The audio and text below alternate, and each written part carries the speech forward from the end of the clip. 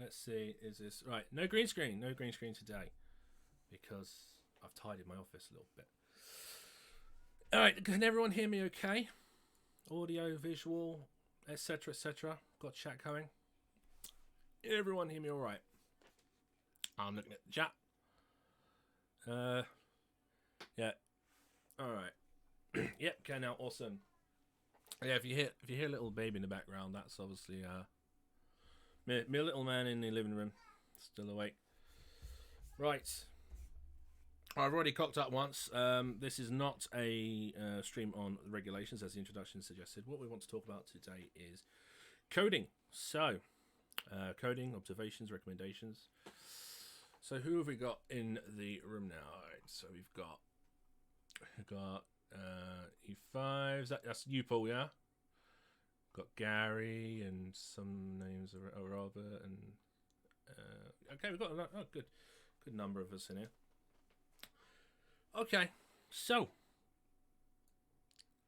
first thing I want to ask really is people here. I mean, are we actively? My volume's a little low. I'm going to turn the gain down, but you may hear a bit of room noise. Hang on. Okay, let me know if that gets louder and if the. Right. How about that? Is that better? Yeah, I've turned the gain up, so if you hear other random noises. I apologise, but yeah, there we go. Yeah. The reason the microphone's low is because I started in my podcast last week, and I want all the other noises in the room to be out. So there's a preview. The podcast is coming out next week. Anyway, if everyone can hear me, everyone's good. Yeah, awesome. Right. So we're going to talk about inspection, testing, periodics, EICRs, coding, observations, recommendations, etc. Right, I want to, instead of just going straight to codes, I want to have a bit of a discussion, first of all, about other things such as how we handle limitations, first of all, for example. So what is your approach to a limitation or agreed limitation with the client? Because I'll give you an example from my working experience. I was subcontracted to do the work, and instead of actually coordinating, arranging the scope, I was just told I'll be paid X per circuit and stuff, and there were no assumed limitations, and I found it to be really constrictive with the work. So, any of you guys here work for a company paid X per circuit, or do you kind of decide yourself with regards to your limitations and your scope with the client?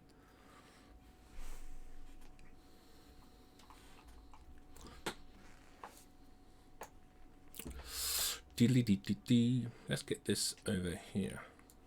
There we go. And we'll pop that bump there, and I'll go bump like that. Oh, Paul's talking. As a client, I recently had an EICR from a contractor who assumed departures. Assuming departures. Okay, decide myself. They had none. Decided myself. Schedule rates, social housing. Yeah. So I found that when I was doing this is my issue with it. I found that when I was subcontracted to do the work, I'd be paid X per circuit, and I was paid rubbish.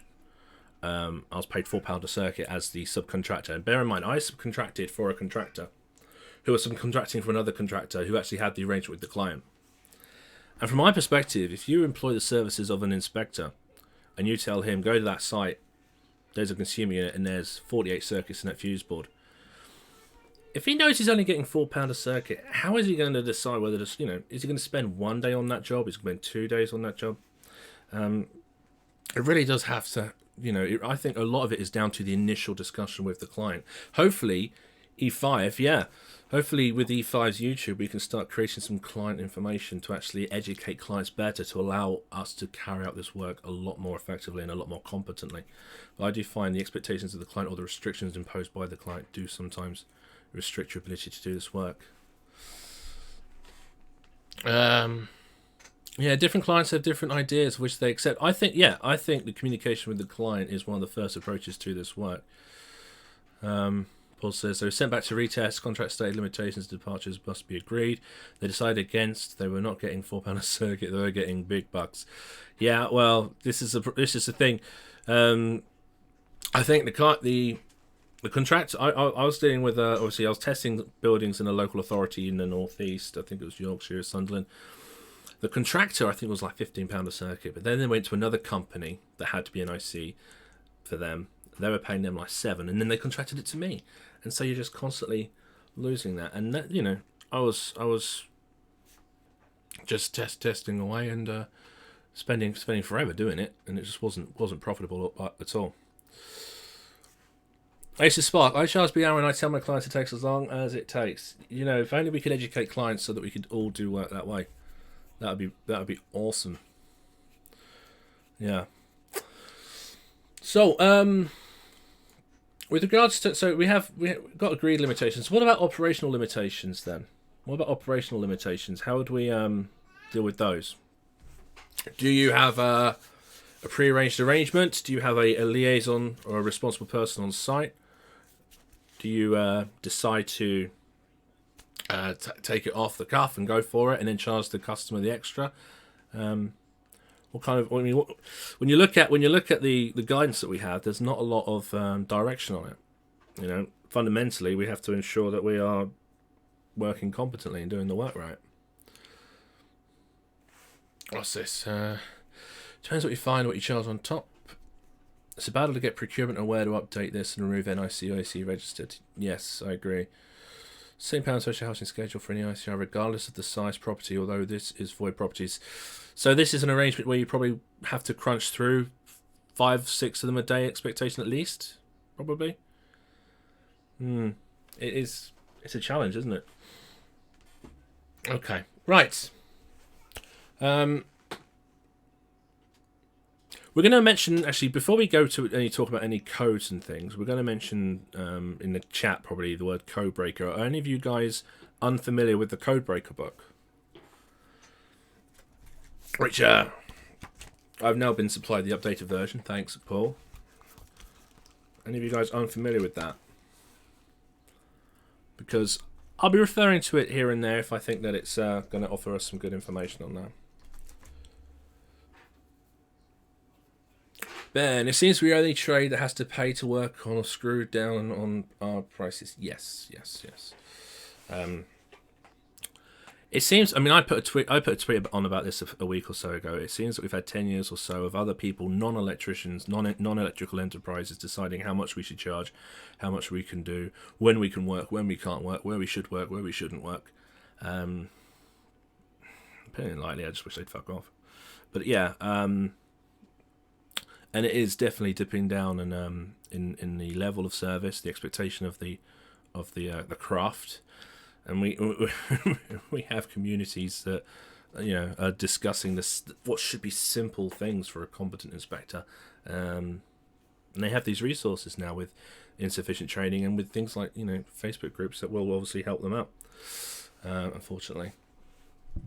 All right, so I'm familiar with the Codebreaker book. Okay, where'd you get? Right, I'll just mention it now. The Codebreaker book is a book that was published by NAPIT in the middle of last year. There was an older version. This is the old version you may see going around. This is the 17th edition Amendment 3 version, which is fairly thin. Now, they put an awful lot more effort into it, and they did seek some very, very, very, very expert help from some people that are in this chat as well.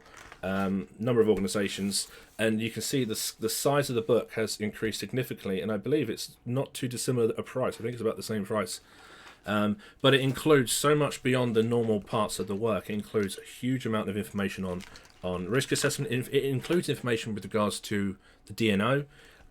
It also has a section on inspections that you may find that are actually outside of the scope of BN 7671.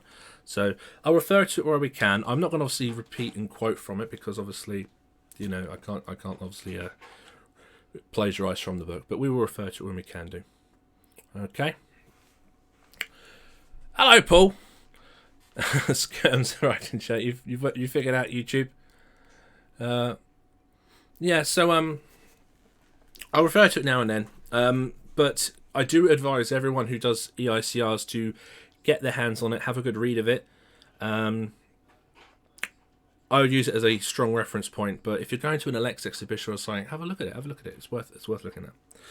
All right then. So I think I've been sent so many images and stuff. I think maybe what we should do is just dive into looking at some potential images. Now, what I don't want to do is obviously go, here's a picture, I think it's this, I think it's that. What I want us to do is try to interpret it and get a understanding in chat of how we're all thinking. Now, I'm not going to say I think it's a C2 and that's it. I'm going to want to understand from all of you, how you would interpret this, because I do think that the EICR thing, it's down to engineering judgment, and a lot of engineering judgment has got to be down to the amount of information you have. The ability to collect information to then apply engineering decisions against it. So I will give you some background. Many of these images I've actually taken from my own. Some images have been provided for me. Literally just before we started streaming, a couple of guys, Paul and Gary, were sending me some as well. So I'll throw some of them in. I'll ask you guys for some background on those images.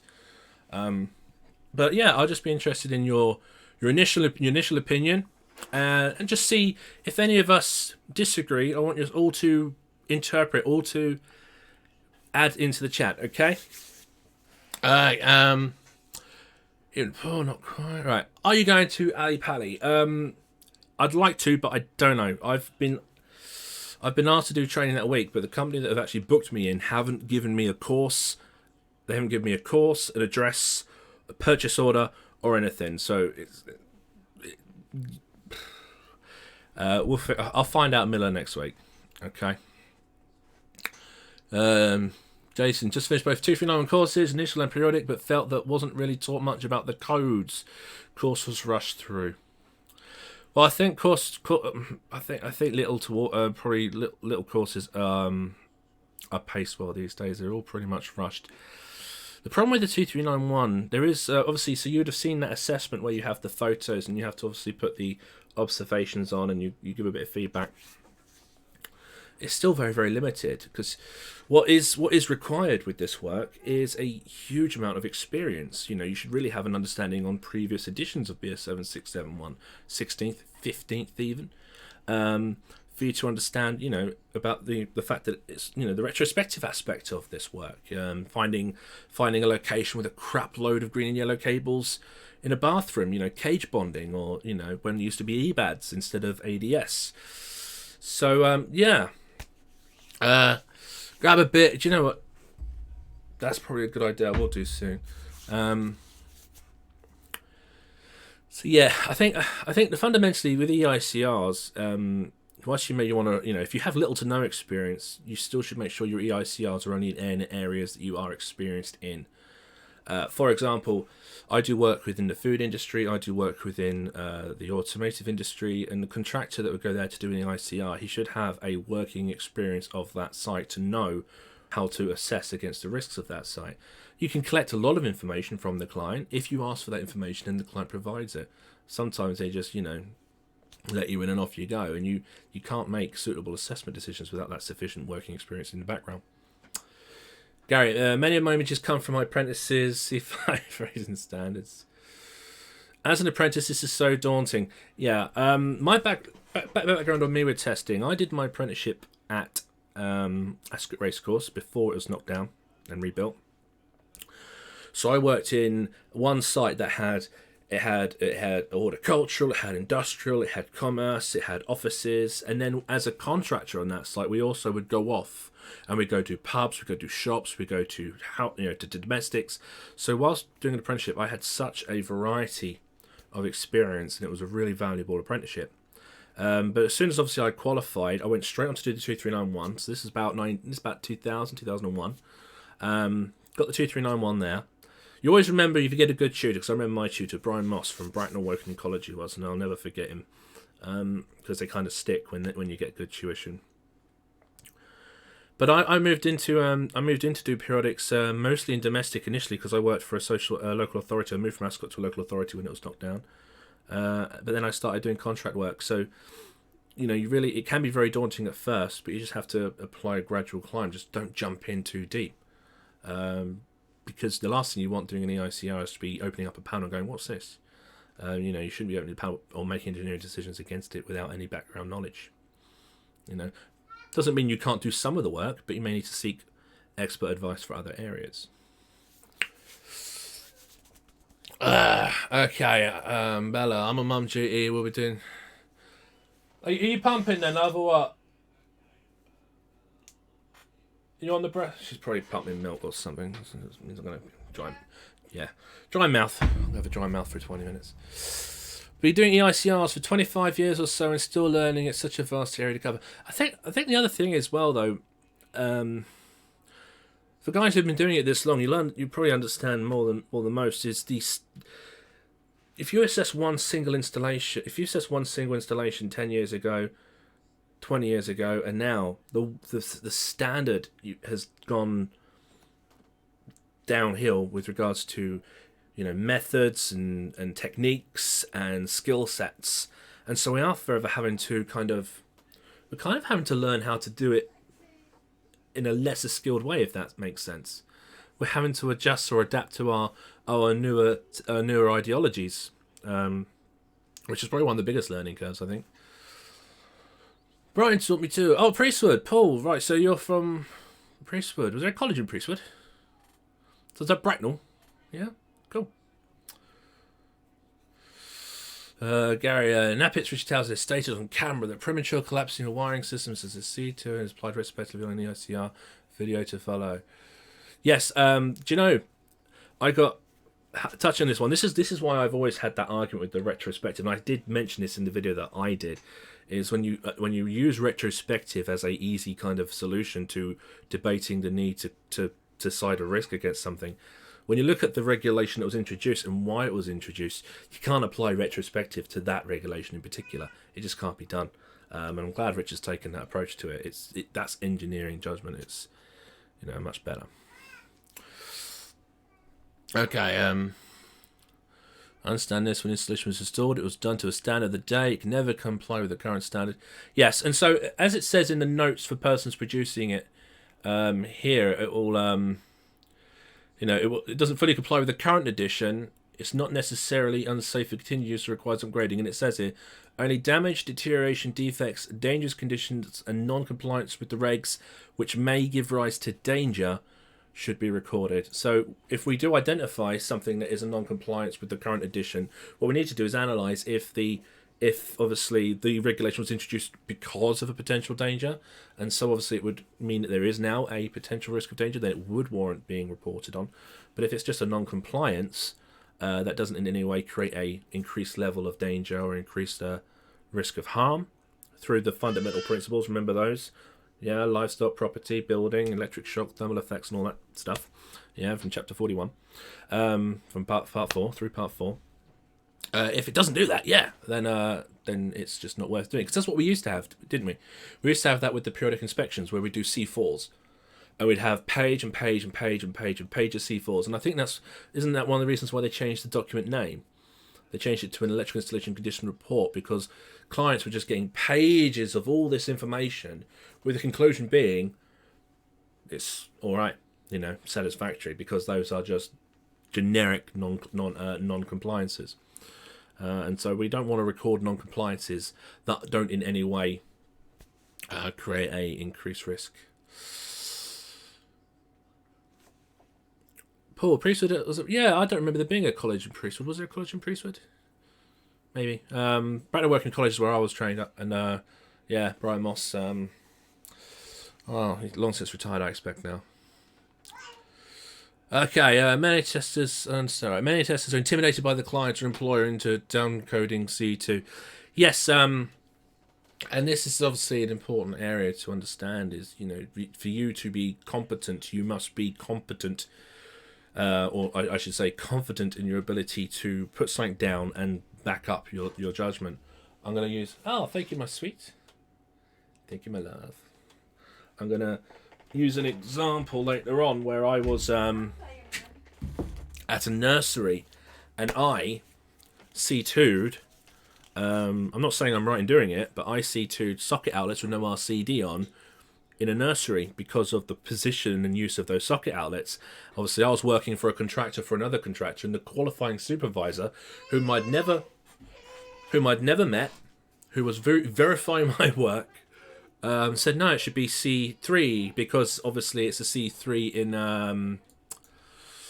in this thing here, this best practice guide. It's C3 in there, and they stick to that, and they use that as that's the answer then. So no, I do think it's important, to have confidence in yourself to actually stick by your gut, as long as you've applied sufficient engineering judgment. What's my view on the EICR group on Facebook? I'll be perfectly frank. With that group, I find myself deliberately leaving because there's only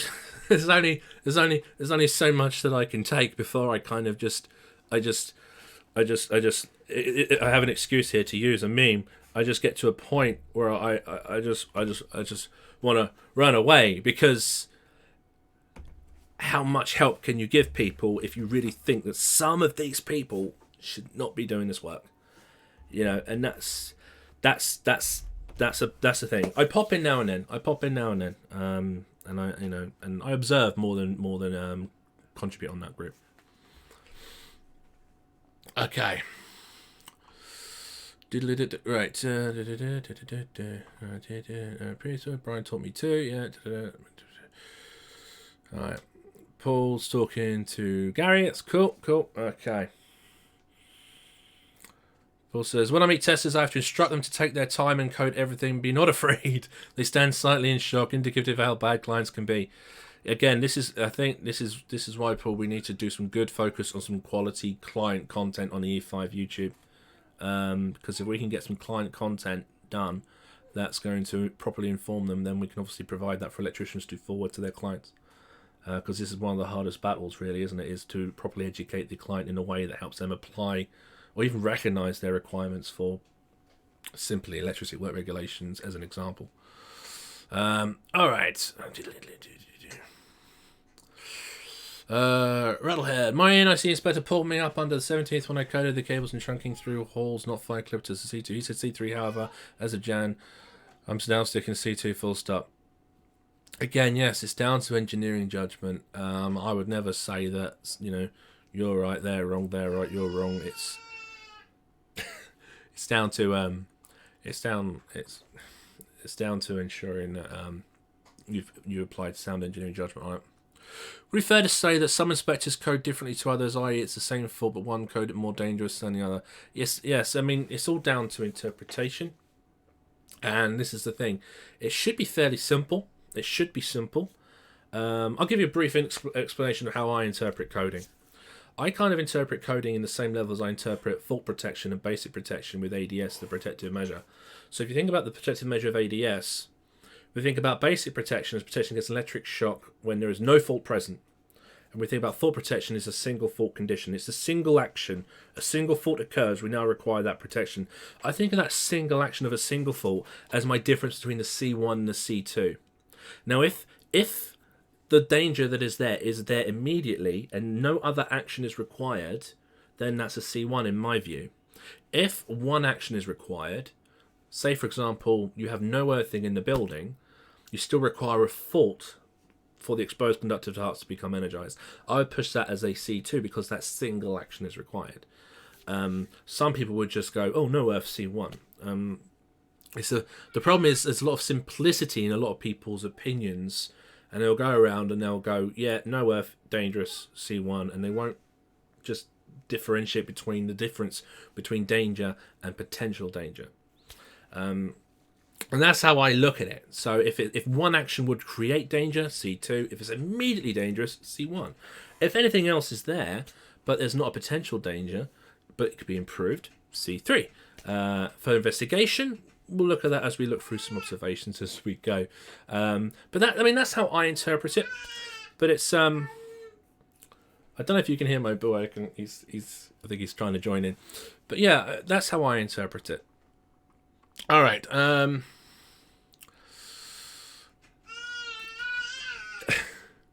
Thanks for clearing that day. Previous vlogs of electricians current installations have been inspected and tested to regulations as which it was installed. No, I mean, yeah, an installation should be inspected and tested to no, because fundamentally the regulations are there for obviously people at work today, and we need to test it to the current standard. If there are any obviously differences to a prior standard, we just need to make sure that the difference between the prior and the current standard does not in any way create a potential danger. If it doesn't, then we just record it and we make the client aware, and they can potentially improve it over time. Just ordered code breakers, £24 a non-bed with delivery. Awesome. Okay, great. Well done, Joe.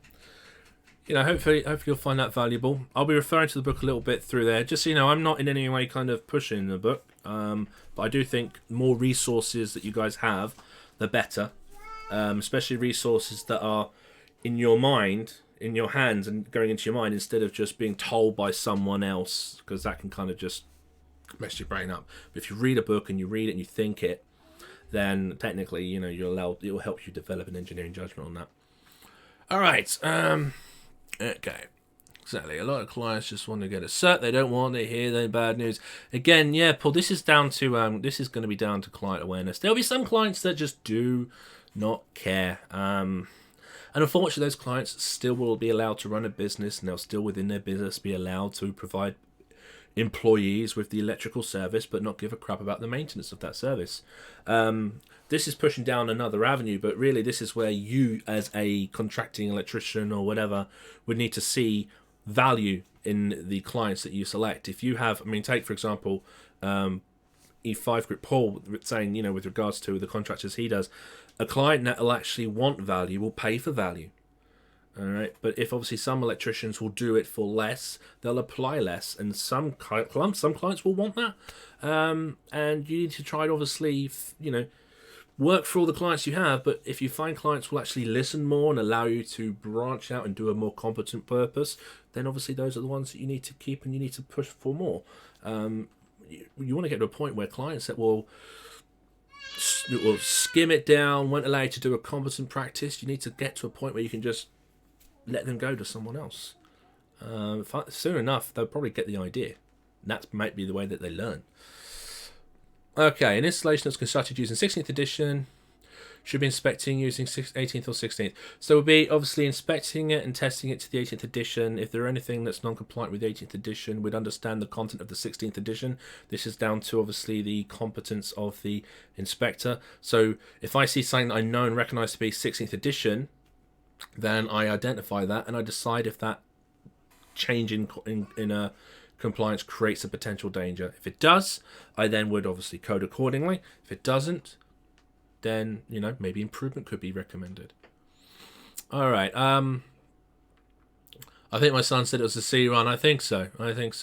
He's got he's learning to talk right now, and he doesn't shut up. Bless him. I was told by my nap inspector the C1 would be thought it and die, tough it and die. C2 would be something happen like a fault and touch it you die. A bit thought about death, but it helps me. If that's the way you remember it, then that works, doesn't it? Yeah, that's the way. As long as you remember it. All right. Okay, if it's done from this point forward, it must be inspected to the 18th. Yeah, I think the way where we're at right now, we are still potentially installing systems to the 17th, and we're supposed to test to the 17th, but we would strongly, if it's in construction, recommend upgrading to the 18th. I remember the person I heard say that was ECA Steve when I was at that thing in Newcastle just before Christmas. He said that if it was designed to the 17th and it's still in construction, we test it to the 17th. Whatever. Okay, let's see.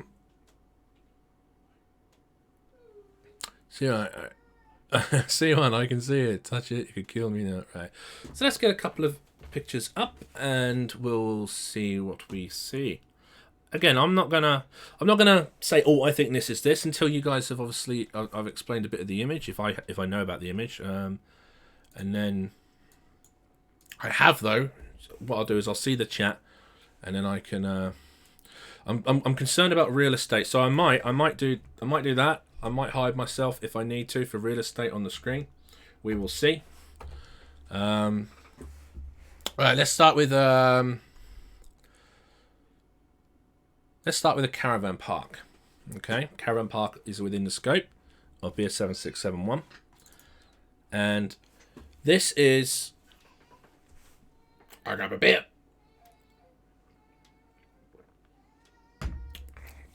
This is obviously a simple point. And I'm going to be blocking the chat. So I'm going to just pop the chat in front. And I can hopefully still adjust it. Right, yeah, let me just... I'll try and make it large. We'll do it this way. Alright, so... here's a pitch for Caravan. And we've got a single pitch on there. And if we remember BS 7671, they should be protected individually with overcurrent protection and individually with RCD protection. The enclosure will be to IP 44 or 54 or something, I don't know, but inside it, there we go. All right, so we've got obviously the supply coming in to this. Okay, yeah, you can see that, good, through the RCD, and then we got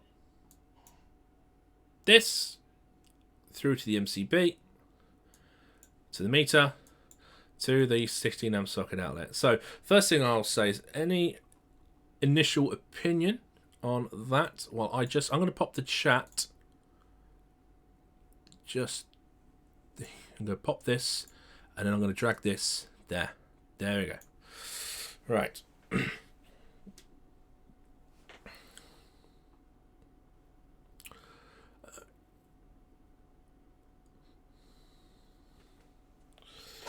Right, so any opinion on this here?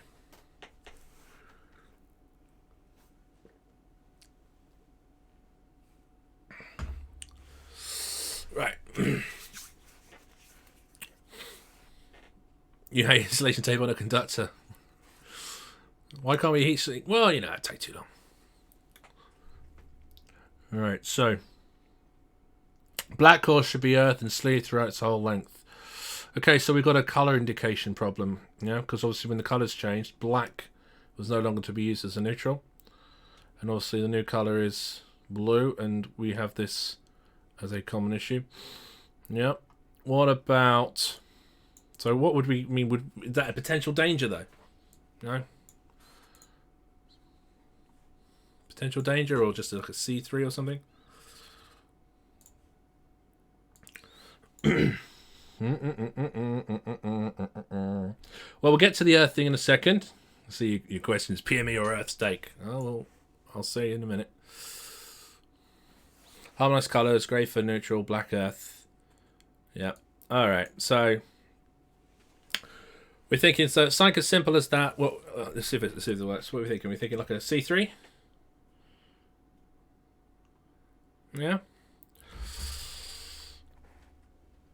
Alright, see here. C3. Okay, I'm going C3. Alright. What's Paul seeing there? Screws through the back are not in the right place and should maintain IP rating.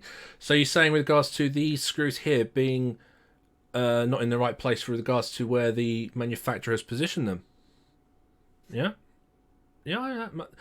It's just mounted on a bit of wood, isn't it? Yeah.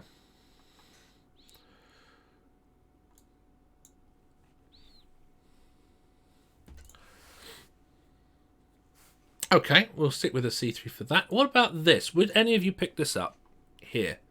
Now, bear in mind, obviously, it's in an enclosure, but when we think about intermediate barriers, would we have a problem with this, or would we leave that? I'm not saying I would or I wouldn't. I'd probably comment on it being a potential, but it's in an enclosure, so I wouldn't really devastate the installation for it.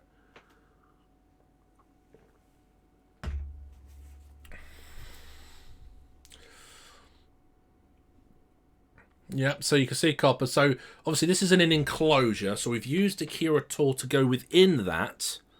And if we think about 416 and 417 in barriers, enclosures, basic insulation, it does say about intermediate barriers within. So when we open up that enclosure, the live parts should ideally still be, to some degree, recessed. I think one of the main issues that's happened here is the MCB. Looks like there's some twisting or something going on, and this has obviously got lower, but that could be improved. Is it though?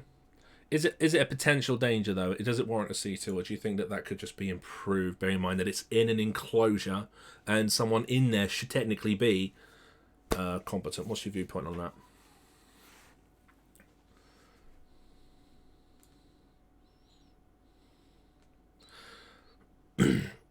I'm assuming the metering equipment downstream is just for the client to obviously count up the usage. It's just the way that the Caravan company has manufactured this panel.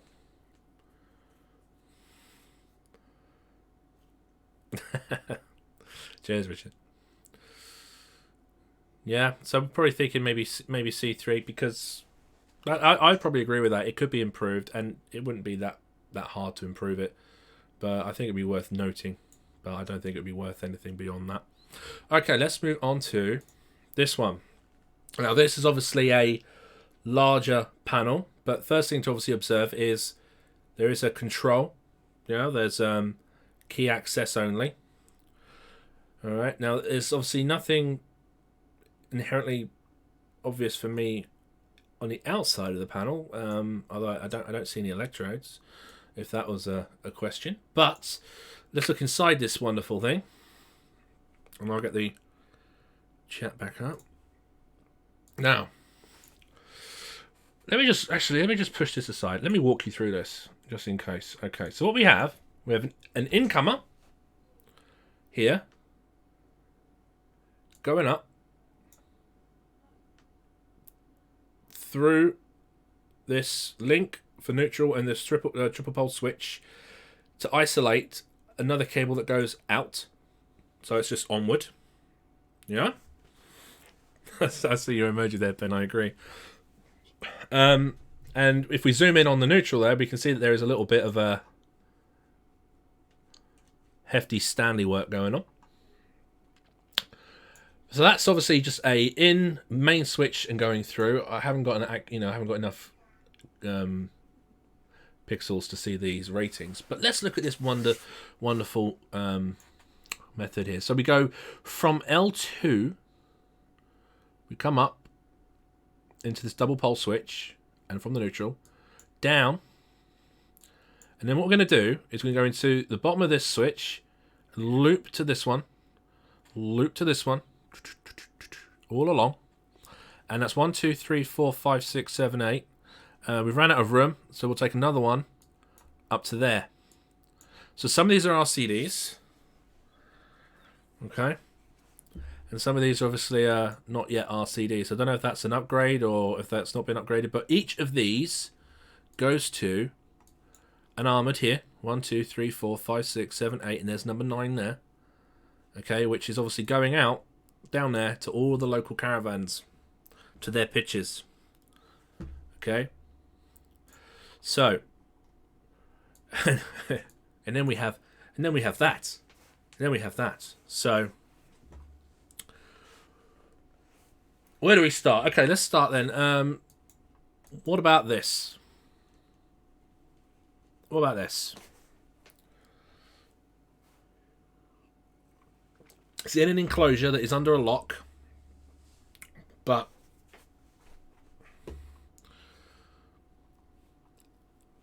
once you're in there, technically there should be barriers or enclosures and intermediate things to actually protect anyone working in there.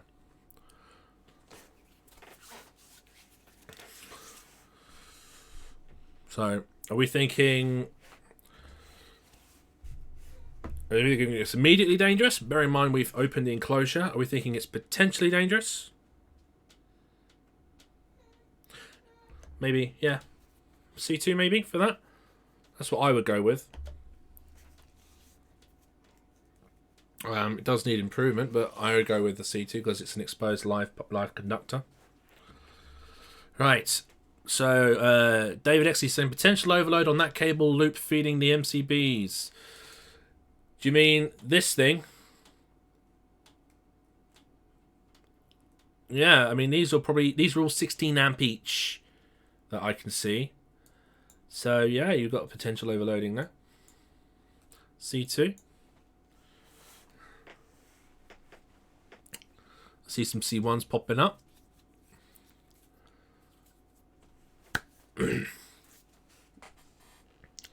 It's one of those kind of things where you just wish you opened up a different panel, isn't it, when you arrived on site? Yeah. So I definitely go with the C2 with regards to these overloading. If we put enough demand on them, then that could be potential overload there. I also would need to look further into this. Now, bear in mind that some of these are RCDs and some are not. The pitches may have RCD protection. So I'm not too concerned about the pitch supply because I'm in a distribution board within the caravan site. But the earthing system is questionable, that's for sure. And I'd have to investigate that further as to whether this is a PME or a TT somewhere. We have, a number of manufacturers in here. MK, Schneider. Don't know what that one is. Anyone know what that one is? We've got a number of manufacturers, so there's another potential issue. Obviously, there's a label here that isn't legible, so that needs to be repositioned. That wouldn't warrant well, I'd probably want a C3 just to move it there, but what about the earths though? It's Tony. You put C1 for the broken insulation on the neutral. Okay, I understand that it's immediately there. I would say. My question with that would be, if the person who can open that panel up is just he's a non-electrician, which you might be right. If he is a average guy who just goes to it to reset it and doesn't have sufficient competence, then I may lean more to a C1 for that. If they're given the authorization, it's down to authorization of access for me. If the person who has access to this has a level of of electrical discipline, then maybe I'd lean to a C2. But it would, that's for me what would be the difference.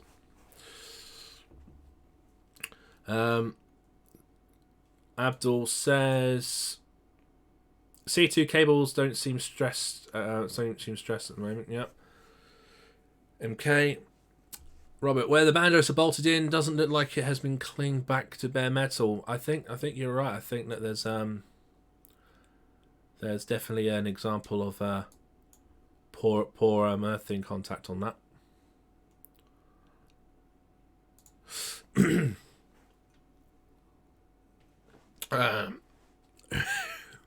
Whoever done this panel loves links. This kind of shows you though these. I would not expect an electrician to have done this. This does show you though that some people's knowledge is very simple. Very simple. The thing is, this is a lot harder than doing it properly, in my viewpoint. Is the conductor showing? There's a bit there. Okay. That would be my worry, Dave. Is this risk averse? Yeah. I would agree, and I would say I would say that would be. This is an example of why the electrician on site would need to get that extra information, to understand how the site operates, to understand authorization. I don't know if any of you guys are familiar with things like roles and responsibilities, that we have on sites where we have certain persons issued certain authorizations. I'll be honest, though, when you go to places like this, it's probably just the bloke who drives the tractor also puts the caravan in and then opens the box and turns it on. So there will be very different complexities of competence, and we as inspecting electricians need to get that information to know who utilizes it, who uses this panel, who uses this, never mind who made it, who uses the bloody thing. All right, so let's move on to another example, still on Caravan Park. Right, this one.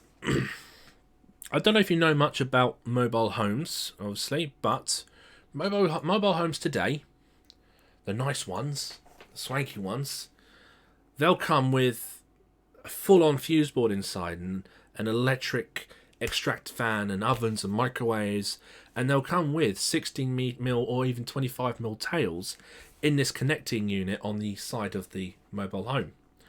But the supply pitch will have purely a 20 amp, 25 amp supply. And this is what happens. So this is in a cabinet with a simple gas key, the triangle gas unit key. Now, would you consider that as a sufficient tool to protect people from access to this? Bearing in mind that after this was connected, clearly the occupier of the mobile home has decided, using very, very high mechanically protected garden hose, to take a twin and earth cable to the shed, which is where the washing machine lives. Yeah. So, what would we do if we saw that?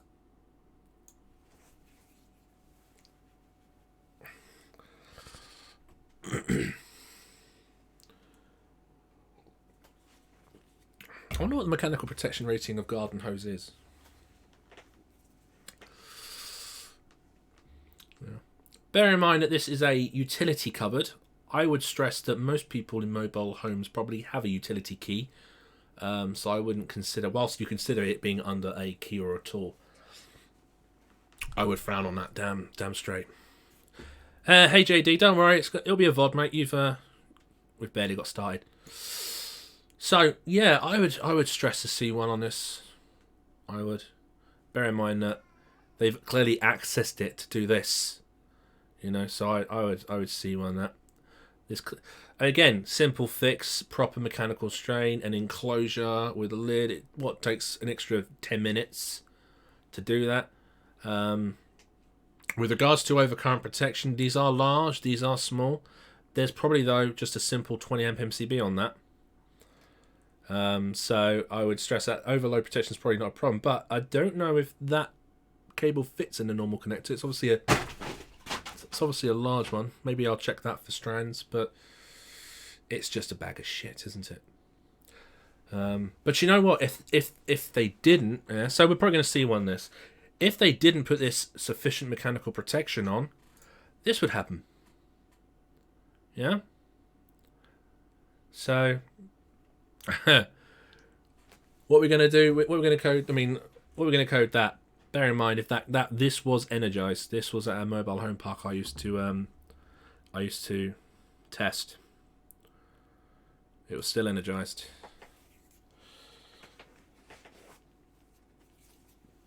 It was a steel wire armor inner. Yeah, so there was an intake unit. There's a ring of intakes, and then from that it goes through the 25 amp MCB through the RCD in armored 2.5 or 1.5 in some cases in armored underground, and they do that to connect it.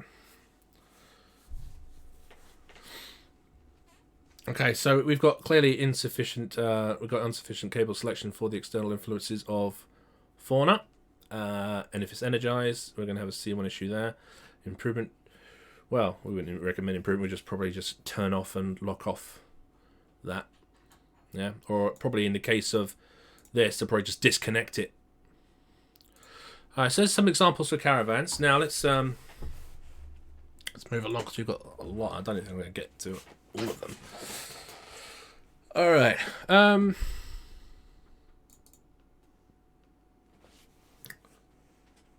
Let's look at a domestic conversion. When I was on the tools, was called to a job where a couple were having an extension done, and they wanted a toilet installed downstairs, and this is what ended up with. This is what was the result with the cupboard under the stairs. So this is the staircase going down. This is the space under the stairs. This is a new wall, and the other side of this wall is a new toilet, and the fuse board is now around the corner there, inaccessible. So what's our first observation here? No access, right? So accessibility, maintainability, yeah. That's definitely going to inhibit future maintenance, and that is a bag of crap. All right, so that would justify reporting.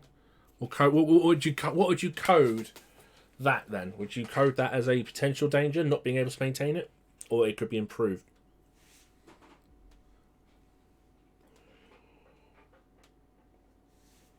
Some C3s, improvement recommended. I guess that's the question, especially in domestics, is how dangerous is it to inhibit maintenance?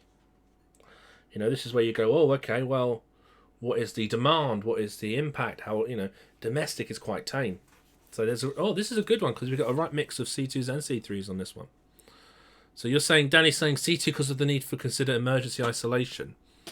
Okay. Well, in this scenario, we could probably look at it further to see if there's anything else that can help us. So let's look a bit further in.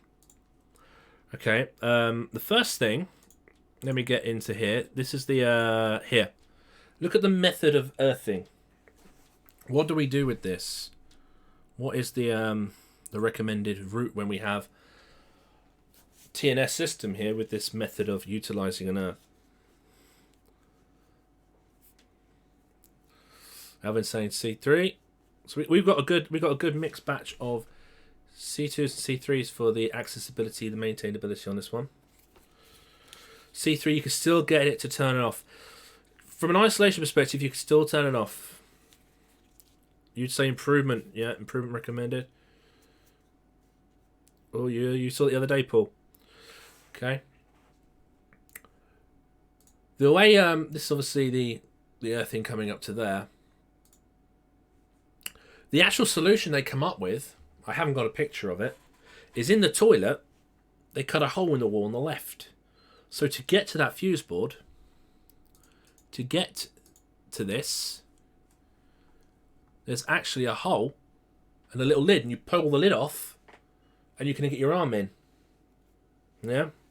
Which I thought was considerate, but also very stupid. Yeah, there's an access hatch there, and there's an access hatch there for the fuse board. What about this cable type?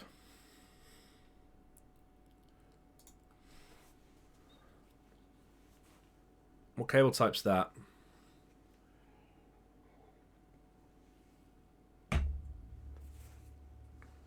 Get your arm in, but not your head. Yeah, and if you think about it, I mean, bear in mind this is domestic. There is obviously, if you're at work maintaining this, there is obviously electricity work regulations with regard to effective access, lighting, and all that stuff. And if you're pushed in to maintain this and it's not safe to access it, you'd have to walk away. Okay. We've got cable type there to look at. So really, before they had this work done, they should have had this system relocated. Yeah, and the distribution system actually upgraded to a bit. So it's actually not in too bad a condition, is it? For a lot of other times we see this. But again, it's a domestic. The supply intake is probably more of a concern.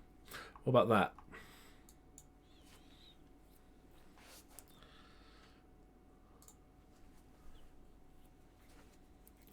About that. Bear in mind, this is obviously still under the cupboard. We can throw stuff in there. No, that'd be a C2 for me. Because you can impact anything onto that energized cable.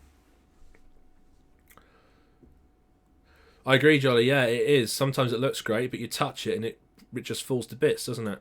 Sometimes it's best to leave it alone, but we do need to kind of change it over time. So there's a nice combination of C2s near, a couple of C3s, but a combination of C2s that would obviously recommend an upgrade on that. The fun of domestics.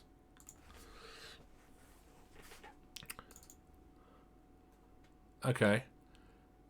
Now, we've got many more of these that we can look at. Before we do, though, I want to change the tangents, change the angle slightly. Now, imagine you're working on site. And you're working on site, so you could be obviously maintaining it, or you could be working on a building site, and you see other contractors or other, or even the clients using electrical systems in a dangerous fashion. Do we have a level? Do we have a duty of care if we are on a building site considered to be the electrical duty holders? If we are, tearing up and using electricity or distributing or installing it. Shower board, I'm not sure.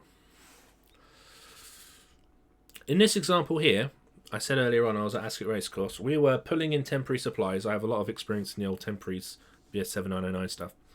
And this is some of our old leads. And there was a 3-tier marquee that was, I don't know, it was there for 4 or 5 months, but there was a company just putting it in. And we come across this 16 amp, and we notice this lovely twin and earth cable, which is obviously not suitable for a 60309. And we notice a Tesco bag, which was on the floor. And with a simple bit of inspection, we then inspected within the Tesco bag, and we had that. Okay, so bearing in mind that there is an electrical team on this site, apparently, but we are the site electricians, so we are in charge of, every little helps indeed, we are in charge of the safety of the utilization of the electrical system on site. We are the contractor spots. We've been there for 25 years. We saw this. Now, clearly, obviously, the gentlemen were from Eastern Europe, and they were coming over, and they were putting the 3-tier marquee up, and their tools did not have 13 amp BS1361 or 1362 connections. So they did that. I have no idea what the IP rating of a Tesco bag is, but we obviously switched that off and we unplugged it. Yeah, so we turned it off. For us to then carry on with our work, for the guy to then come and turn it back on. For us to then turn it off and talk to his supervisor, and they had to then go and get a load of adapters. But it does kind of, remind you of the lack of respect, understanding, and knowledge of utilizing and working with electricity, and how easily we can bump into idiots. IP29. Yeah, so we do need to be on the ball with it. We do need to be on the ball with it. In this example, we unplugged it, they plugged it back in, we unplugged it again, and then when they asked, why is it not safe, we gave them a little bit of spiel. Then they said, who are we to be unplugging it? This is a picture of my old man doing the work, unplugging it. We just said, well, we are the site Sparks, and we are in charge of the safety on the site, and you're basically making our day bloody awkward. And we stalled the work. We got the work stopped, put it into the folder, stopping the work because of this. It took about 5 hours for them to then go and get proper leads. I don't know why they couldn't just make them up, but it does kind of. I have these images just to show, like in training, that we do have to understand the potential dangers we may find, even if it's not our own work. Okay, if we are employed as electrical safety. I have another example. I haven't got the pictures of it, but I was doing a periodic inspection testing of a school, and there was another company installing a brand new heating system. And so when I arrived on site, I had to go to them because they converted the site to their construction site. So I had to fill in the folder, the CDM regulation folder, and do all of the risk assessments. I say I had to. They sent all that ahead without me even knowing. But then I walk around site, and all of the 110 transformers and all the leads are all broken, all frayed, all damaged. And so I just said at the time, I said, well, this is your site, this is your safety, but I am not working with that. And they actually had to then get their boss in to look at it. But you have to speak up for yourself. You have to speak up for yourself on these things as you go around. Especially if while you're doing a periodic, you see people using electricity dangerously, and you're in control of the use of that system at the moment in time. You've got to. Okay, let's go to some pictures of. While we're talking about ASCII race course, let's just go to this fun example. Okay, these are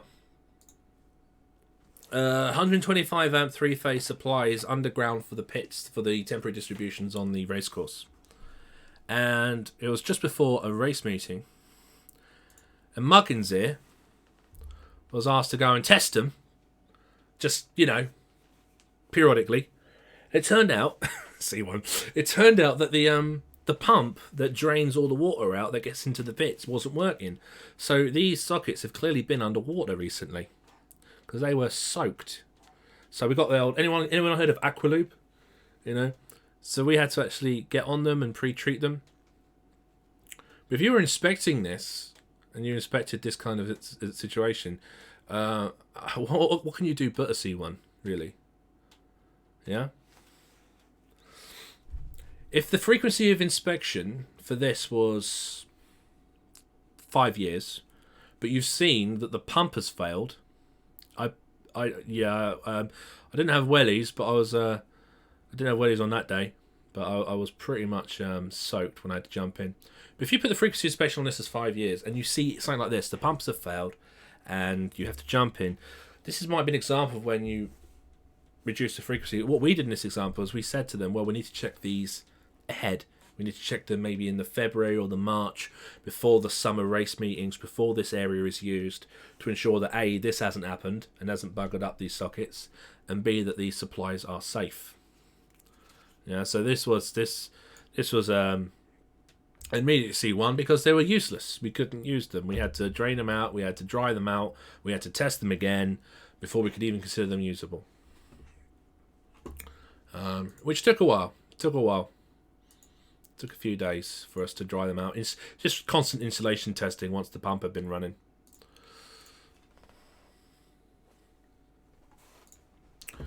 Okay, so let's go to...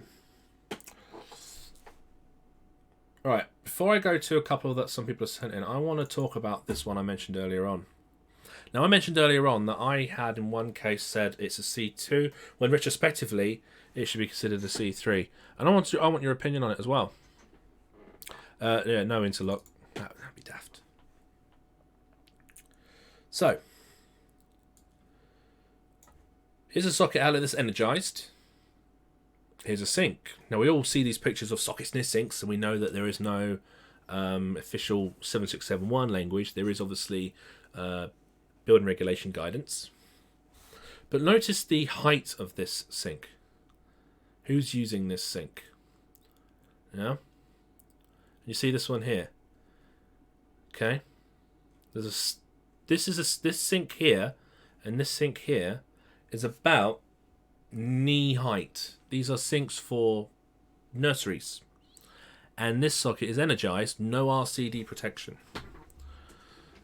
Alright, so what's your opinion on that?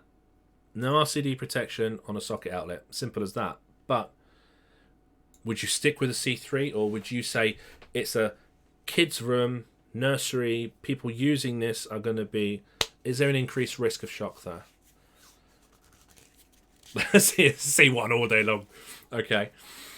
C2. See, I put this as a C2, but the contractor that I was... The second contractor up from me with the QS pulled out the electrical safety first book and said, no, it's a C3 because it's an RCD retrospective, no RCD retrospective for sockets. And they kept going to me, and I had to 3 or 4 times tell them that I think it's a C2 in this circumstance. In this circumstance. Because anyone who plugs anything into that socket, yeah, there's a potential for them to be in contact or playing with or cleaning in water. This sink here you can see is for cleaning the paints, but this one is a recreational sink. Yeah, I'm kind of blocking it now. Let me hide my webcam. This is for play, and for... They actually have toys that go into it. Into this sink here. So I considered it to be a C2. Because if I think about it retrospectively, I think the way they got away with this in the old 16th edition is because we used to use, if you think about it, we used to say that the installation would have to be, if we weren't to have RCDs, we'd have to say the installation would be under the supervision of a competent person or something like that, that there are competent persons doing that. If you think about where we are now, we don't even have competent person in BS 7671. We don't have it. So what we have now is skilled person electrically. And I think back then in the 16th edition, they may got away with this because the competent person back then would probably have been the caretaker. He'd have had some level of electrical understanding, but he's clearly not now, under skilled person, electrically skilled, yeah, with adequate education. Yeah. And that pushed me from the C3 guidance that we have under electrical safety first, it pushed me straight to C2 because I can't understand how. Now, was there a documented risk assessment? No, there was nothing. I did check for it. Yeah, because obviously if there was a documented risk assessment, or back then it was labelled for such a use, because this is a couple of years ago, maybe. But I kind of went along the line of a C2. And it looks like most of you guys are agreeing C2. There are a couple of C1s. Personally, should be 30 milliamp protected. Tony's going C1. So you think it's immediately dangerous. Is that because it's just there and anyone using that would be right in proximity to the sink? You think? Kids will stick the end of the paintbrushes into the sockets. That's yeah. Again, I mean, bear in mind, I went in the holidays, so I couldn't talk to the nursery teacher. I couldn't observe them using it, but I did ask the lady, you know, who was let me in, and I said, you know, is this socket outlet for, you know, adults? And she said no, they have things that they plug in that blow bubbles and that do stuff as well. So there is definitely equipment being used in that socket when the children are using that sink, and that kind of just put me to a no, it's a C2. But you know, is this Warwick Davis's kitchen? But that put me straight to C2, and I had to email backwards and forwards with that. But as we said at the beginning of this stream, you've got to understand your engineering judgment, and you've got to stick to your engineering judgment. You know, what I say, what anyone else says, if you're signing it, you've got to, in your gut, believe it. And it took me about 4 or 5 emails for them to shut up and leave me alone. All right, so yeah, so I think what's this? End of the day, C1 or C2 equals unsatisfactory. That's true. Difference between the C1 or C2 from the guidance, obviously, is that if there is a C1, if it is classified as C1, it should be made safe on discovery if practicable.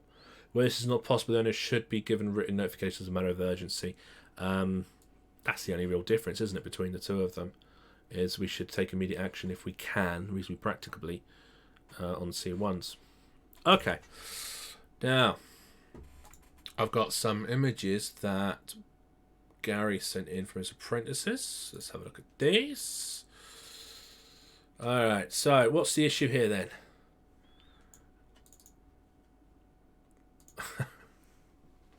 What do we say?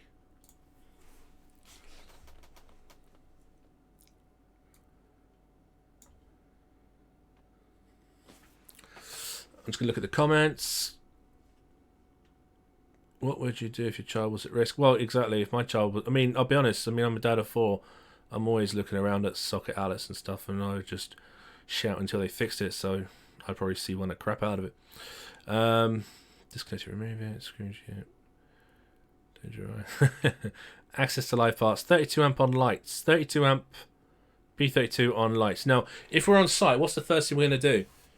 First thing we're going to do is verify that the labelling is accurate. The labelling looks accurate to me because that looks like a 1.5 compared to the next door, which looks like a ring final. So what are we thinking code-wise though? What's what we're going to do with that?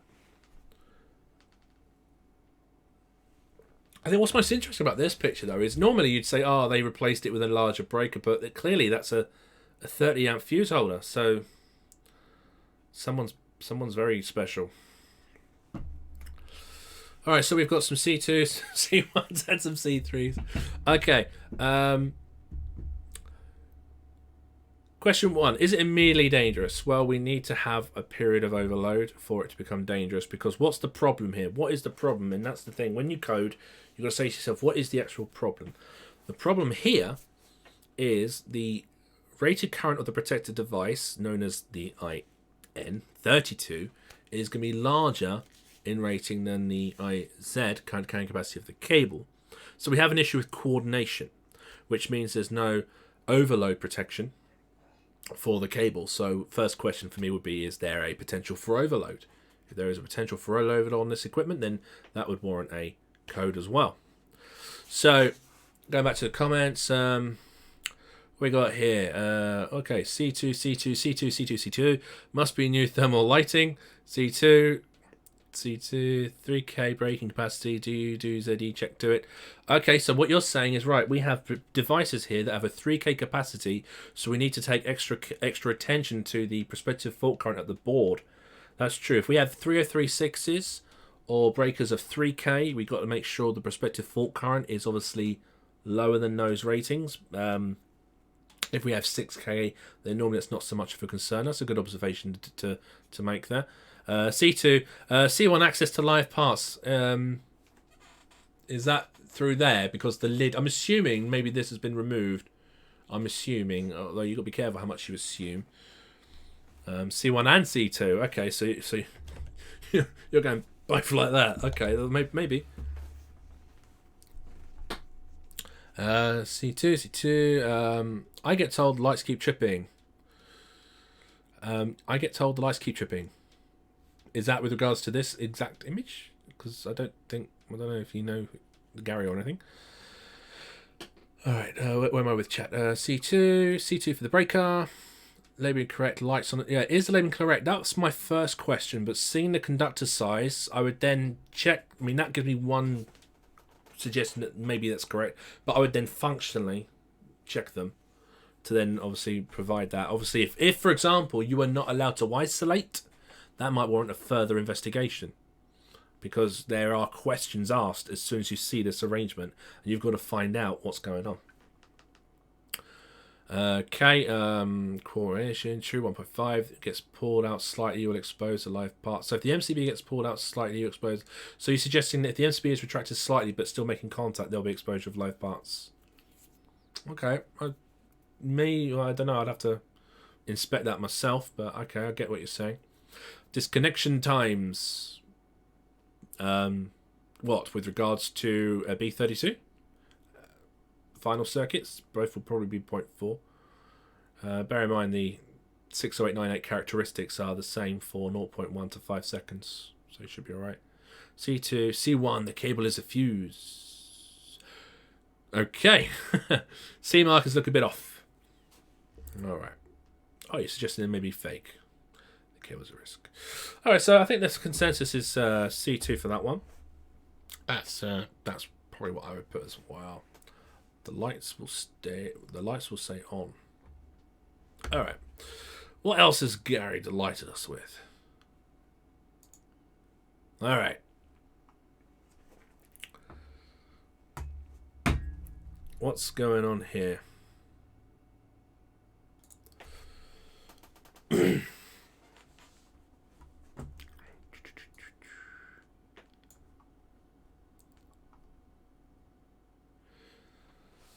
Right. So we've got what looks like a gland, obviously, but the gland's in place. And then there's flat profile twin and earth going in, is that right? And that just looks shit, but okay. So is there any potential danger, or is there any immediate danger, or is it just it could be better? Okay, so I'm seeing C3s, and I probably would agree with that for now. Without a bit of further investigation with regards to IP range or anything, I think C3 is as far as that would go.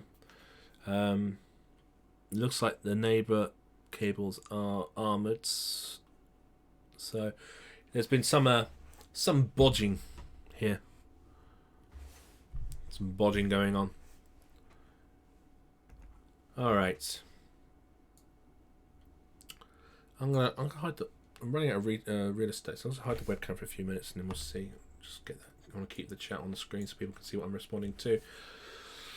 Okay, C3, C3, C3. Possible C2 if damage. That's a good point. So we need to inspect if there's been any movement that may have sliced there, because you know there may be some movement left and right with this wiring system doesn't hold them in place. So as the wiring system doesn't hold them in place, there could be some movement. That'd be worth further look at. Yep, C3, C3, C3. Awesome. Okay. What's Gary got next? Oh, okay. So, what we have here is a convenient way of selecting a fuse connection unit. We've probably decided that we needed one with a flex outlet on the front. We cocked that up. We bought the wrong one. And I'm assuming we've snapped the corner off to allow the flex to come up this way. Or is it just broken and they've just done it that way for the hell of it? I mean, technically, the flex could go out of the patris, couldn't it? You could just have a little knockout in the bottom of the patris. And you can go out that way. So, I see some C2s. I see a C1. I think I'd C2 this. Well, it would depend really on if I could reach live parts in that gap, or if I felt that patris or that fuse connection unit was going to easily break up further. If it, you know, with movement, I don't know. C1, C2, C3. You can see. Okay, right. So right, so we have IP2X, no access to live parts. Right, I agree with that. So we can so we obviously probably, assuming we can't put a finger in there, so it probably achieves the requirements of an enclosure. So I would probably say C2 in that case. Bear in mind that C2 would result in unsatisfactory, which would then justify replacement. If, on the other hand, live parts are accessible or the equipment is, you know, going to easily deteriorate further, then you probably push that up. C2,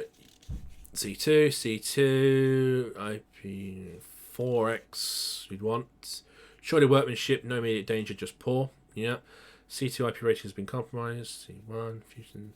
C2 IP2X. You can really see that there is a mixed batch of coding going on.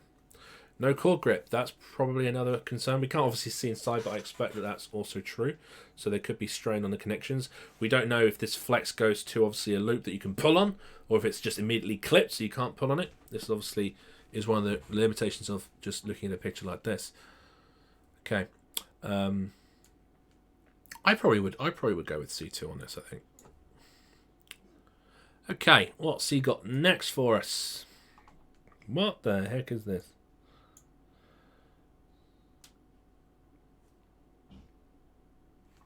Okay, so this is a case of go home and try again.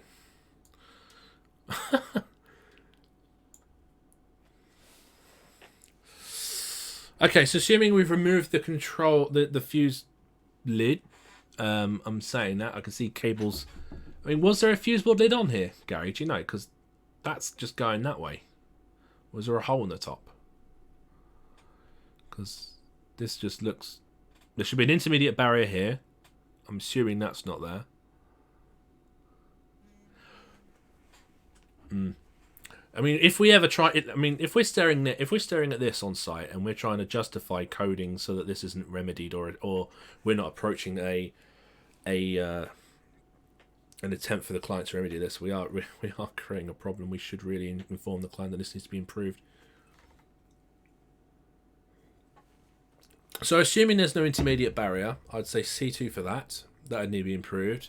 Assuming that the enclosure could be put on, there's going to be an ingress protection up here issue. But considering the cluster of arc that's happening in the middle, I'll just C2 a lot of that, I think. Because it's hard to see what's going on. This is disconnected. Okay. Alright. What's people saying? Looks like the RCD's been removed from the circuit. Okay, well. It does look like the RCD's been removed, suggesting that it's been removed to accommodate an issue. Good observation, yeah. Well, yeah. Start again with that one. What else has he sent us?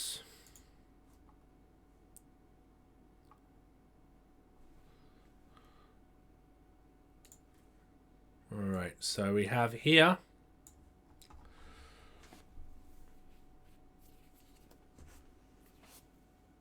a switch with no sheathing on the CPC. Assuming these connections are sound, there's obviously a little bit of a access there, which should be better, but probably C3 that. Pretty recommended. No real concern. Oh, hello. Oh, I've got tea as well. Thank you. Ah, it's hot. Ah, it's hot. Hot tea. Ow. Right. Time check, 9:20. Okay. Yeah, is all this Gary's work? He says no. But he assures me these are from his apprentices at their work. This is not the standard that's at Tresham, I'm sure. Alright, let's jump to... I'm gonna jump a couple. Let's jump to this one. There we go. So this is obviously in an enclosure, so it's not readily accessible. So, you know, you've got to think, is it an immediate danger if it's not readily accessible? And I'm assuming these were removed. So, this is probably the issue that we want to focus on. The fact it's not actually secured. That could create potential movement. There's no mechanical strain. If you were to go to section 526 connections, you'll see in there that it'll tell you about the mechanical and electromechanical stresses upon the connections. Something like that flapping around potentially with any vibration there. Yeah, will result in strain on those connections. So yeah, I think that justifies C2. If that's copper, then that's obviously another C2. It's, you know, I mean, you could say C1, but if this is a locked enclosure, I would probably say C2. If it's not a locked enclosure, if it's got a generic key, then maybe it's a C1.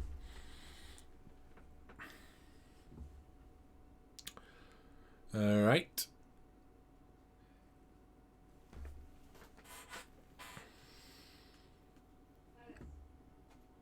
Yes, I think we're looking at C2s here. Again, I'm not going to say yes or no, right or wrong. I'm just offering my opinion as well. But it looks like quite often we have a good opinion on some of these.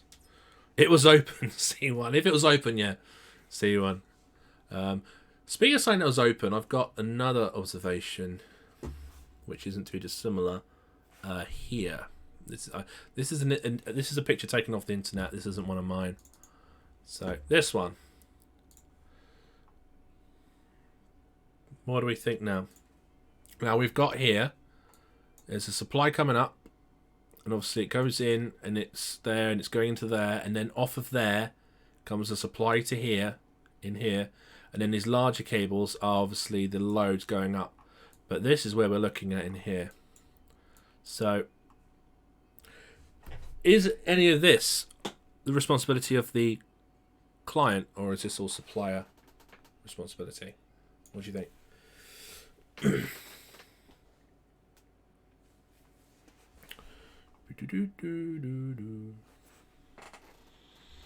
Right, so we've got no door. This is a public area. You can see there's a road here. Let me get rid of my webcam. The road here. Alright. It's just a street. No door. Okay, so, I mean, is there any immediate access to live parts? Doesn't look like it. Is there any immediate dangers? There's obviously a concern with regards to external influences. Yeah. The DNO will obviously be in charge of the supply part. But then once it's gone through this meter here, is this is the DNO, or is this the consumer? So this is the consumer, and then this part is the consumer. We've got to make sure we achieve the right protection for these. Now, my viewpoint on this is, yes, the external influence is a concern. Downpipe's going to fart water being on the top of the back box too. Yeah, look at that. That's probably going to piss water all over the top of this. So I'm looking at this thinking, okay, all right, I can always contact the DNO to come and fix their cabinet. But the earth coming in, there's a label there, the earth going in there, it's fine. My real concern is, whilst there is no enclosure, get the webcam back up.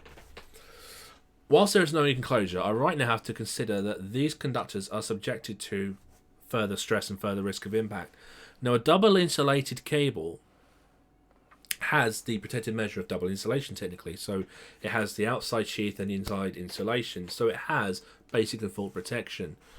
But it looks like it's been stripped back. So the grey sheathing has been stripped back far enough that the cable conductor, the insulation there, is visible. If that means that this part of the system has basic insulation only and not full protection from the sheathing, then I push that to a C2, because one impact on that is a risk of shock.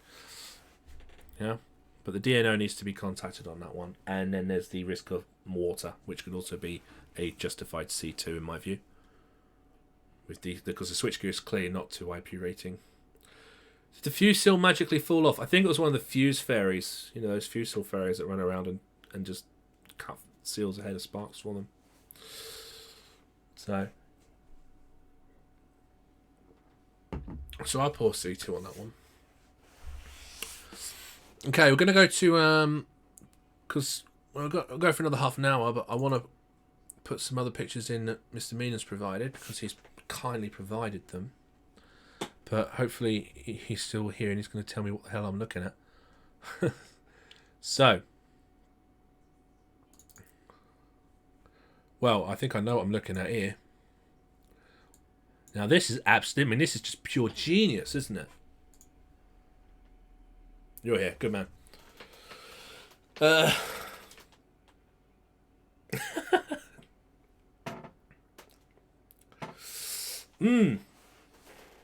So, we have got...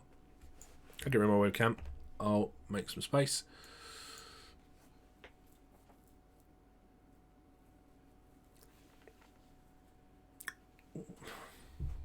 You just think, why? Clearly they didn't have one to replace, and they went with that. I don't know what the rating of this was, but there is obviously a risk of well, if you were to assume that this is a effective connection, then there is a risk of potential overcurrent protection there. But fundamentally, that's not designed to work that way, and so we would go back to the whole go to part 3, workmanship, and we would just pull that one out, and we'd probably pull this off. What would you code this though? Is there a potential danger here? Or is this just stupid workmanship that could be improved?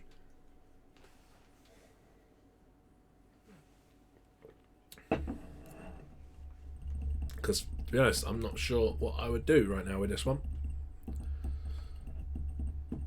No, so Reese and Jack are saying C1. Got C2 there. Friday afternoon, probably. Last, it's a case of, right, need a fuse, ain't got one. What's in your pocket? Oh, yeah, that'll do. Fire hazard C2, C1, C2, fire rescue to poor connection. Rusty screw, C2, C2, C2.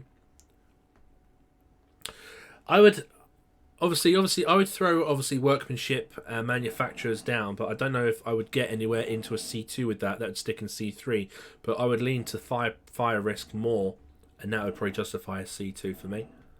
That's my personal opinion. David, C1, risk of overheating, lose contact. Yeah, this would be very worth very interesting to see what kind of thermal patterns we have on this connection. But yeah, I would probably go with a C2 on that one. Because once you put a load through it, then it would be dangerous. But yeah, fundamentally, it just needs to be replaced, doesn't it? I think he's got another one not too dissimilar to this. Let me just close this and this. Right. So is this the same kind of shenanigans? What's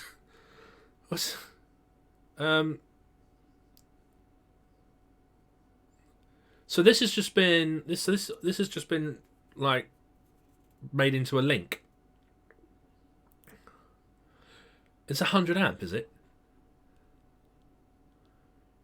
Jesus.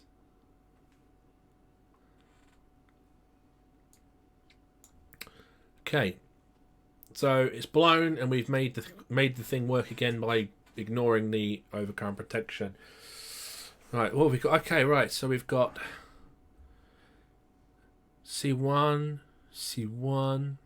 I think it would just laugh at C2, C1, emits whole protection, C1, C2, no ADS, C1, C1, C1.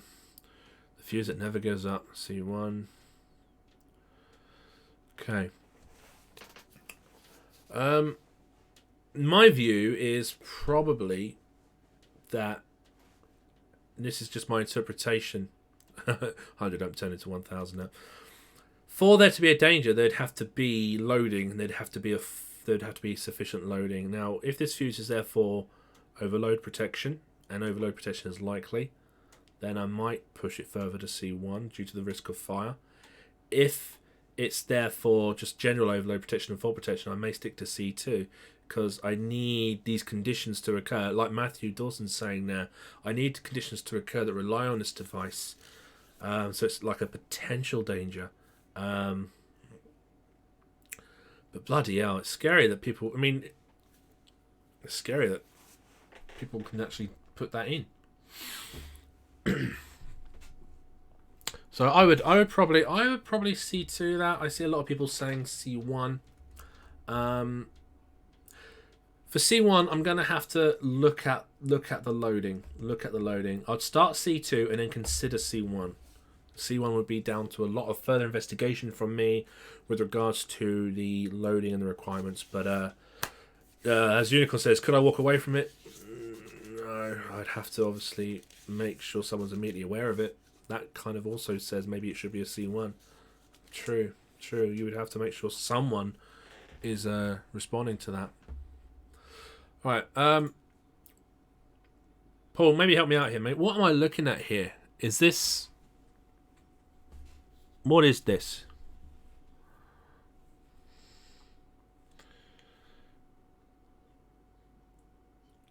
What is this? Is this in a containment? Is this in a wiring system? Or is this really accessible? Trunking run, cables interconnected inside. Okay, so this is in a trunking run, and this is a connection inside the trunking. I gotcha. Okay. Alright.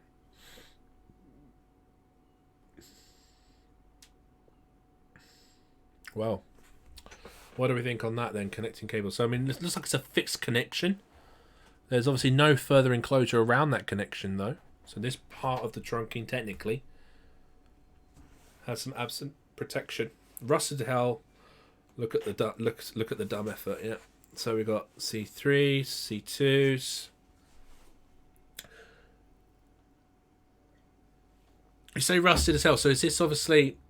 Yeah. So that's obviously something that does raise concerns. There's clearly moisture there, so there's going to be leakage to earth from here at some point in time, isn't there? So that would increase my concern, and that would probably definitely push it into C2 territory. And depending on how exposed to moisture it is, maybe leaning further to C1. But in this case, I would definitely measure any potential leakage currents already existing to the earthing system by, clamping around the live conductors and see if there's an imbalance. That's shit, isn't it?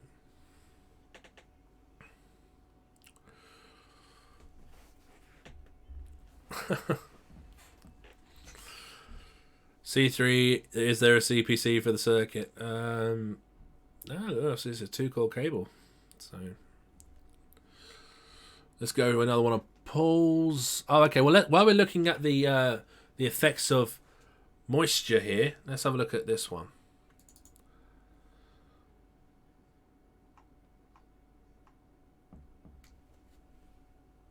Right.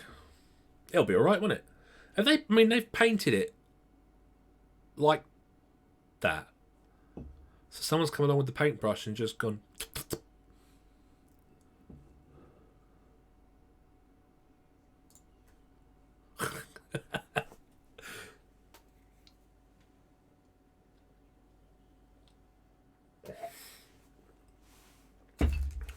What the heck? Classic Appendix 5 job. I agree. I mean, so is this obviously under some kind of roof? So is this rainwater or is this moisture? Is this exposed to rain? I don't know why I'm asking these questions. Fucking look at it. Yeah. Yeah, we're probably at height. Yeah, we're probably not exposed for persons, but yeah, chemical attack from the paint. Good point. Good point. C2, C2, C2, C2, a C1, a C2, a C2. Yeah. This needs to be remedied, doesn't it? Enhanced rush from DC traction, stray current. Stray currents from the DC traction. You see, there's a clever area that's specific for an industry, isn't it? It's for rail industry. DC traction, stray currents. Awesome. Okay, cool. C2 is an exposed cable, red one in the middle. Don't know, but I mean, I haven't even considered the capacity. It looks fairly full, but at least you can see it now. There's a big hole in it. Lazy wankers paid. I like that though. They come along. They went, maybe they're trying to hide the problem.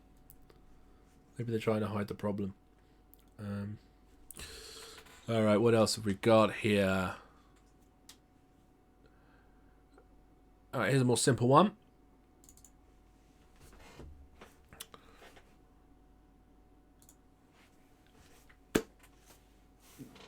So we have obviously a wiring system. What's missing in this wiring system?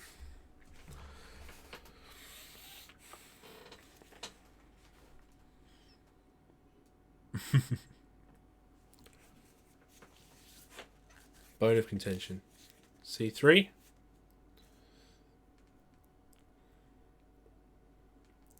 Earth continuity of containment. All right, this is a good. This is an example of a question that would need to be raised. Is this wiring system used as a protective conductor? I don't know if Paul knows the answer to that, but that would obviously provide a stronger opinion on risk to me. Thank you, my darling. I'm being fed. Out there hot.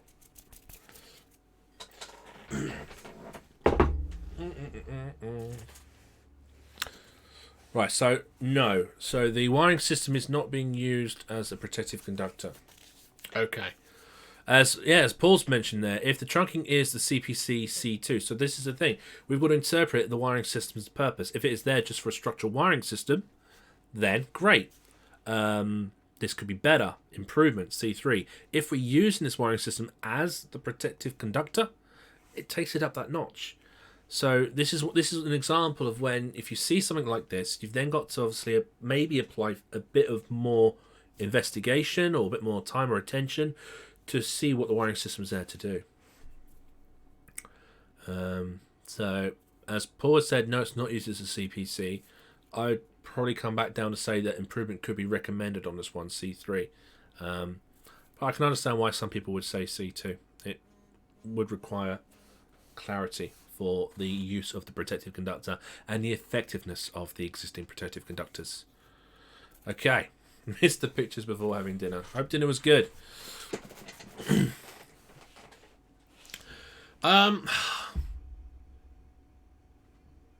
mean, Paul, is this real? Is this for real? Is this for real?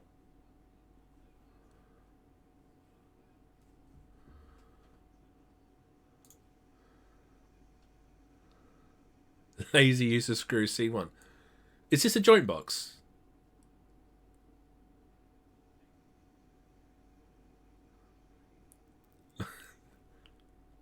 I've got another angle of this here.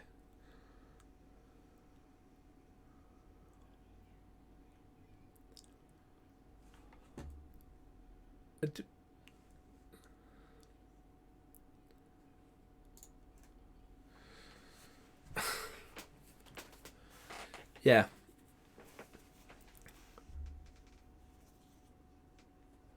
Central heating controls for a boiler.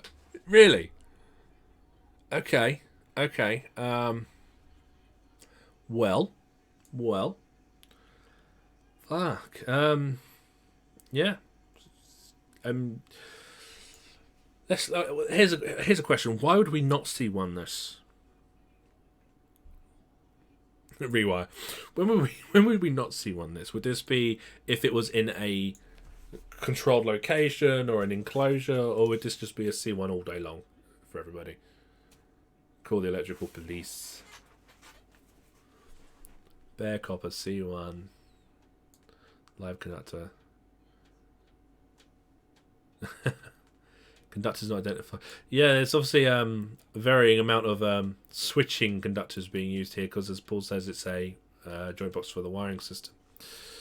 So yeah, we're gonna assume C1 for this one. I would be questioned if I was to do anything else on that one. All right, what's this one then, right? Mess room socket. 400 volt. What am I looking at here?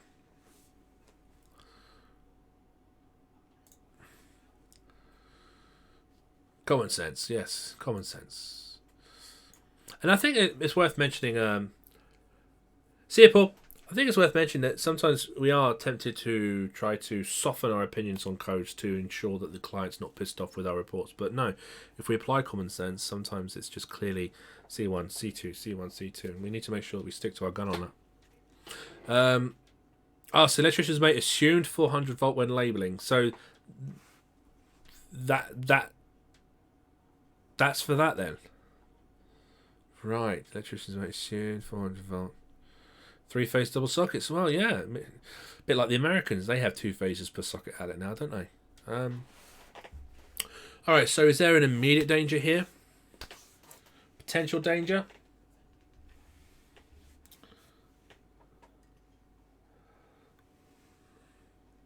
Three-phase double socket.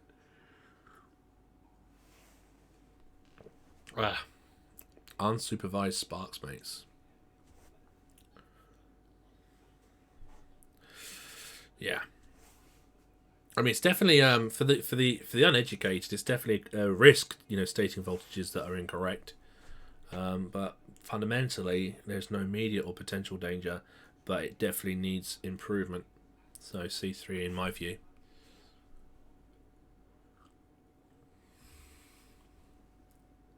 Okay. What else has pull the lightness with. We'll do one more of these ones, and then we'll do a couple of others from the other folder, and then we'll just do a final talk on it to see. Right, so here is, what's this Crabtree, what was that called? Was it Polestar? Was it Crabtree? Was it Polestar, that range of Crabtree? God, I remember now. We had tons of this stuff because all of our race course was this stuff, and we ripped it all out. And I think they Polestar. I think it's fairly valuable now. All right, so what are we looking at here, mate? 3-phase. Who can see what's wrong here, or is there anything wrong here? I like balance load being mentioned. I've got another picture with regards to balance load, and that's something we do need to be aware of. Yes, L3 looks very, very lonely, doesn't he? CG. They're grouping. Great mug. Yes. I bet you she's made tea just so I drink from this mug. I hope this mug has been some help. So is this, Paul, is this just loading of the L3 phase? Dual phase, non-linked MCBs, SSR. Ah, right. Dual phase, non-linked MCBs. This is 110 volt dB for platform. So is the concern here that they're non-linked? So this shows you that, further information is required. Okay, from, in this case, you would be the person informing us.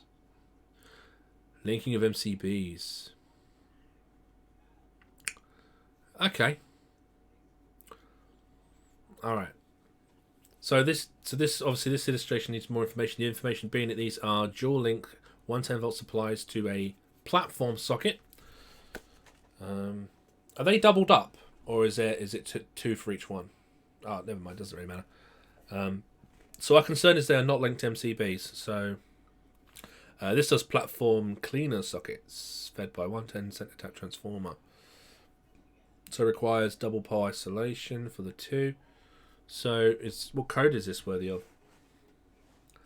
What's the danger of turning off one of the phases?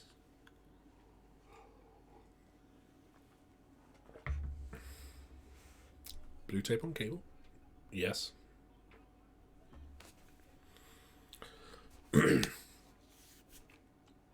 C2, C1, C1. I find it kind of humorous when I see C1s come up.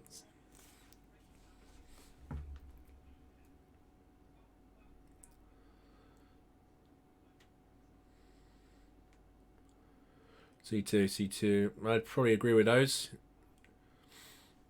Cool. All right then. Let's do a few more and then we'll close up. All right. I want to do some that have been in areas that we've not yet discussed. What about this one here? Okay, now this is a sprinkler system in a school. And what's happened is the sprinkler system has resulted in the ceiling rows not being able to go on to that. So, is there any concern? So, I mean, I'm thinking of like mutual detrimental influence now. Having a ceiling rose being unable to go home and thread, is that a big answer? Is that a big problem with manufacturers' instructions, manufacturers' requirements? Is there an issue, as Rock the Mic says, with the service of a fire sprinkler being that you can see it actually knocks the flex over a little bit, proximity to the services? Is it just an improvement that's recommended? Or is it something just we would ignore? Taking C3s, yeah. C3s, access. Ignoring the way it's wired, look at this. I mean, it's just free permit to do what the hell you want above some ceilings these days. Assuming that we can unplug that, which we can, because I checked that because I actually was checking this myself. I took this picture. But yeah, the screw there to there, that when you unscrew that, you are knocking this. So there is definitely an accessibility maintainability concern there, and you don't really want, when you do maintenance, to be tapping and knocking on a safety service, especially a sprinkler system. So it's rough. It could be improved. C3, I think the solution would be to obviously unscrew and then go and put that there. What's that? 2 minutes of work. So C3, that one. All right. While we're talking about obviously access to mutual detriment influence, let's look at the old favourite then, about that accessibility, maintainability, like we had earlier on, maybe.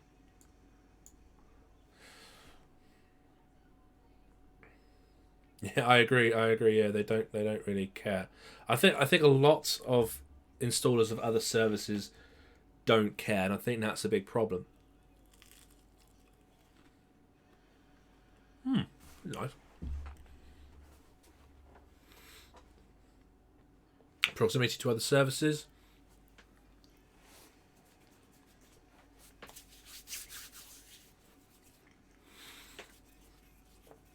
Work of art. Okay, so from a safety perspective, is there an immediate danger? Probably not. Is there a potential danger? Now, if this is today and this has been put in, I guess it's like, there's no maintenance, it can't be done, it could be improved. But if this has been here for a period of time and there's been no effective maintenance and you're starting to get problems with that, that would push you from C3 to C2, I would suggest, yeah. I think that's a blank. But yeah, it's definitely going from C3 and pushing into C2. C2 being obviously if there's more concern. For example, if you can't upgrade this system, then you'd definitely be pushing onto a C2. No excuse not to have a gas bond. It's actually in the system, isn't it? Okay.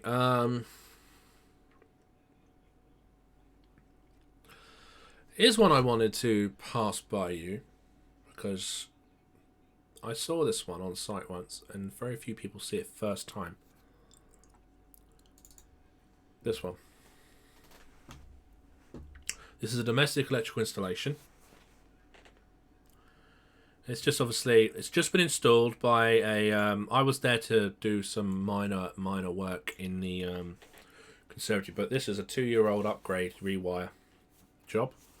There's, as you can see, a little bit of old that's been refed, but it's a bit of a mess.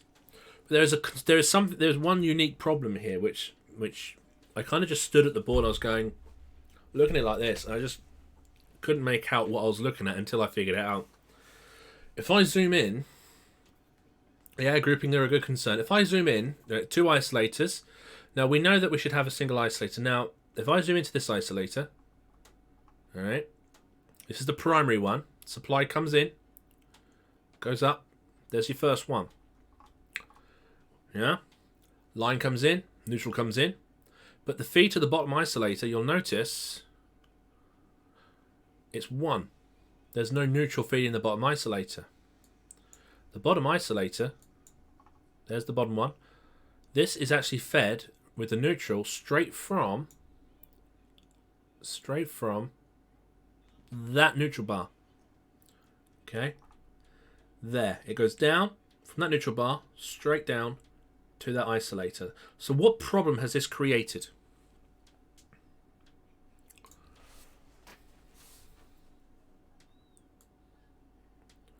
What problem has this created to the domestic board, or to the house?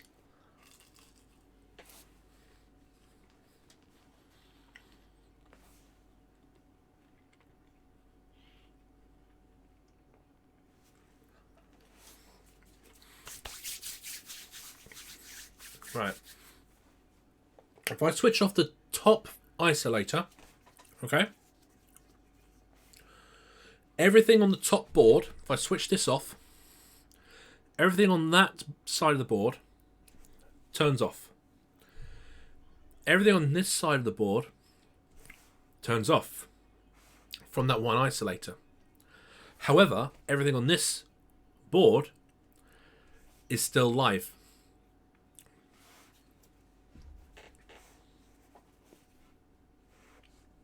Exactly, west in the west. Open the switch, bottom board sits live, no neutral.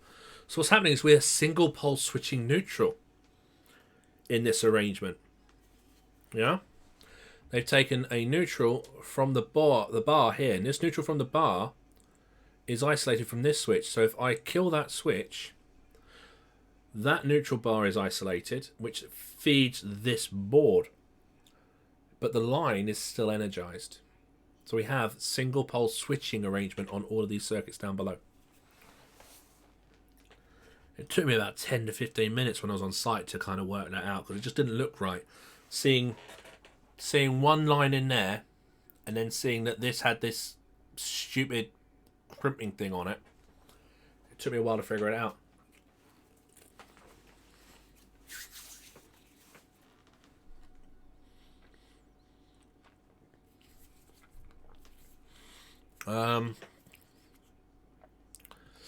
Eddy currents, you can switch neutral and leave line on. Yes, you can. Cannot be effectively isolated. That's true. The isolation is the problem. So if I was to come down to this board, you know how people are in domestics. They'll plug in a light and they want to work on a circuit, change the socket outlet they bought from B&Q.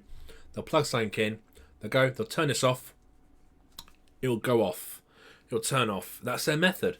But if it's on this board down below, when they lower it, it's still 230 volts on line and then 0 volts on earth. So this is definitely, in my view, a C2, because obviously it requires the operation disconnection for it to become a problem.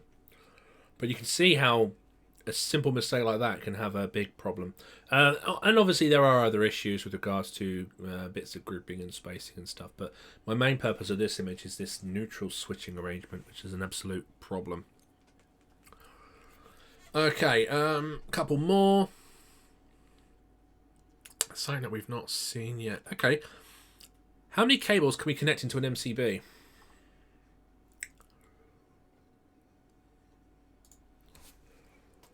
Is it...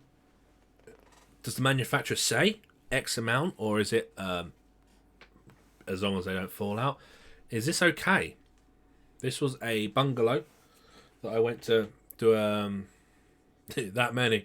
A bungalow that I went to do some work on.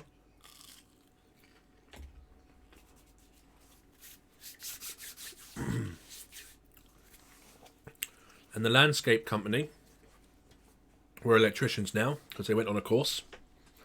And they put 1, 2, 3, 4, 5, 6 into this one. 6 conductors under one 6-amp connection. So, what would we code this? Would we say that this is improvement recommended or a potentially dangerous thing? Is there a risk there? You know, if the device is actually technically, mechanically sound and is okay, and the manufacturer doesn't say only X amount, what do we think?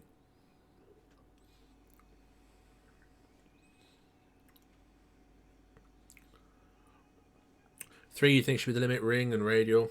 Yeah, that's the common limit, isn't it? The 2 for the ring and the 1 more for the radial. I mean, fundamentally, we need to make sure that there is sufficient contact on all of them. Now, in this case, 2 of these conductors were actually between 2 other conductors.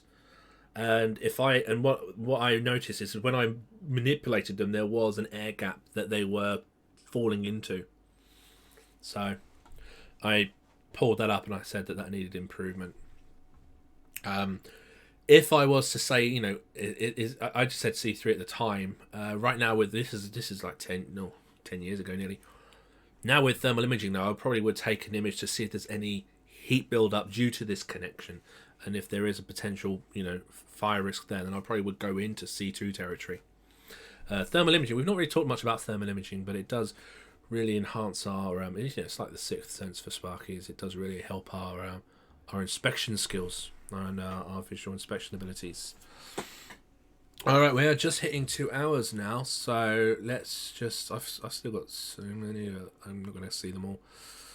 Last one. What I'll do to finish off with, I want to talk about client communication again. So I did a periodic, and when I went to check a socket outlet, the socket outlet was knackered on one side, and when I actually inspected it, there was this heat build-up here. There's heat buildup going on. Yeah, you can see there was this is where a cable was resting on it, and it had actually singed the cable. Yeah, the earth on there. Now, why would we expect this to occur in a domestic, in a kitchen? Yeah, it's going to be the loading. We know the typical loading on these socket outlets. Well, the first obvious indicator was the fact that this socket outlet was a twin with a fridge on the right and a washer and tumble dryer, which I've lowered and is in the kitchen right now.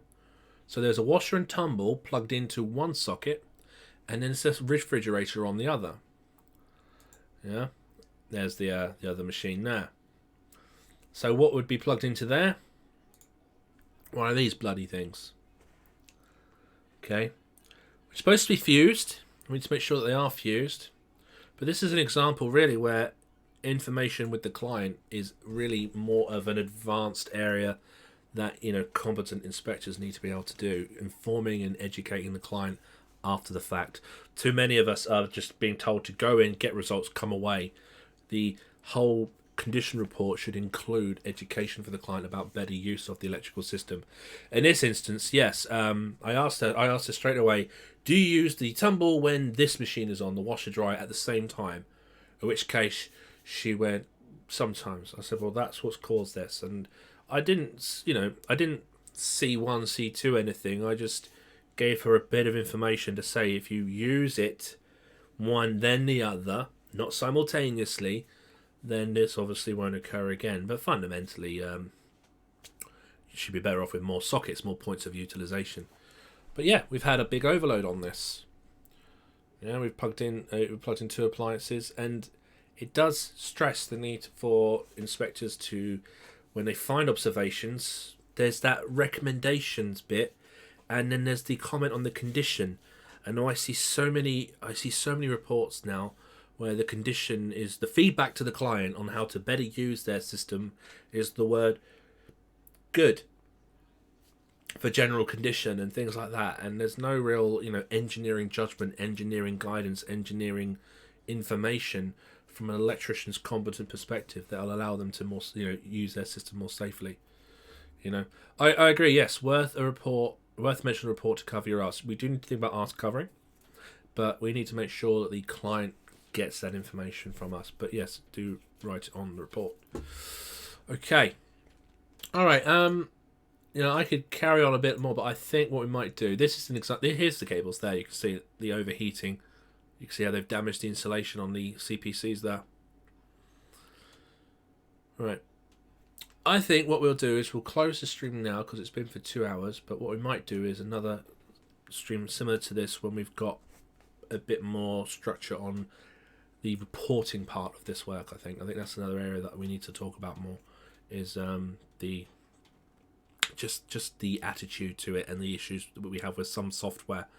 I think that's an area that I want to discuss and talk over on another stream sometime. But I hope this has been helpful. We've seen a lot of we've seen some C1s, and I do understand why. I do understand in this industry there is a huge concern to cover your ass first. But we did just make sure that you have due diligence applied, that you've taken the time, you've applied engineering judgment, and there's absolutely nothing wrong with saying, especially to the client, I need more information. Previous results, understanding the demand, understanding the variations in the user's competence, whatever. We need to make sure that we do give ourselves enough time to get that information. And if we ever get an issue with that, we need to inform the clients, the employers, if they're pushing us to do this work, to give us more time. Because if we're the persons collecting this information, we've got to make sure we've applied the due diligence and we've actually done it properly and competently. And that's where we need to get to. Now, hopefully, I'll help along with E5. We'll 3.5 will make some client information, some client awareness videos, because if we can educate the client, it's going to make our job a lot more easier to do it competently. Because we can do it the best way we want to. There's no point driving 80 miles down the road for a client to not give a shit. So client information is key, I think. So if any of you guys moving forward, add in the comments if you feel that there's anything about with regards to this work.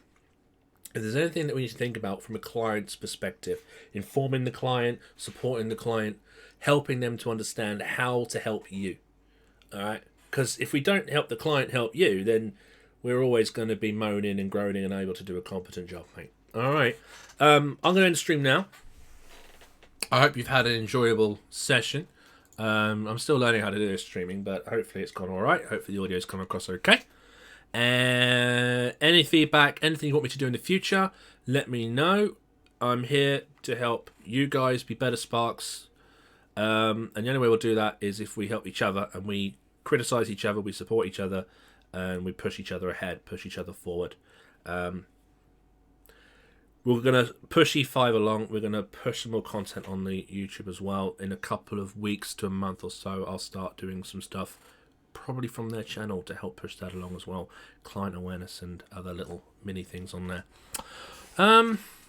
That's enough. All right, guys. I will play a fancy bit of outro music because my wife bought me this thing and I better use it. There we go. Thank you for coming, and I will see you on the next video, at a meeting, next stream, whatever. Thanks for coming along, and I will find the stop button, and I will see you.